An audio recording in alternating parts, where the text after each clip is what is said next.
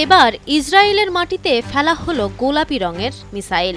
যেখানে শান্তির অপেক্ষায় ছিল বিশ্ব, সেখানে ফের আকাশের বুক চিরে ধেয়ে এলো ক্ষেপণাস্ত্র। যেন তেন ক্ষেপণাস্ত্র নয়, বরং গোলাপি রঙের ক্ষেপণাস্ত্র। যুদ্ধের ময়দানে সাধারণত বারুদ আর ধ্বংসের চিত্র দেখা যায়, কিন্তু এবার দৃশ্যপট সম্পূর্ণ আলাদা। মধ্যপ্রাচ্যের চরম উত্তেজনার মাঝে বিপ্লবী গার্ডের পক্ষ থেকে চালানো হয়েছে এক বিশেষ ক্ষেপণাস্ত্র হামলা, যার নাম এখন পিঙ্ক মিসাইল।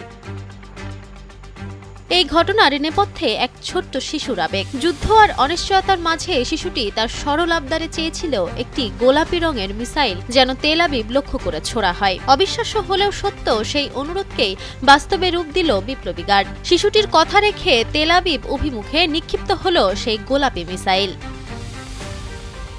সামরিক সূত্রের দাবি, ক্ষেপণাস্ত্রটির গায়ে স্পষ্টভাবে খোদাই করা ছিল একটি ছোট শিশুর অনুরোধে পাঠানো হয়েছে এই পিঙ্ক মিসাইল। আকাশপথে যাওয়ার সময় ক্ষেপণাস্ত্রটির ধোঁয়ায় এক ভিন্নধর্মী গোলাপি আভা লক্ষ্য করা গেছে, যা এর আগে কখনোই দেখা যায়নি।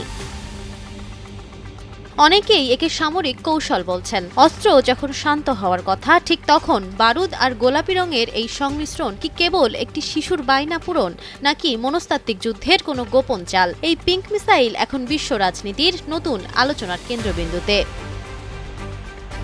Nafisa Noyal, Times today.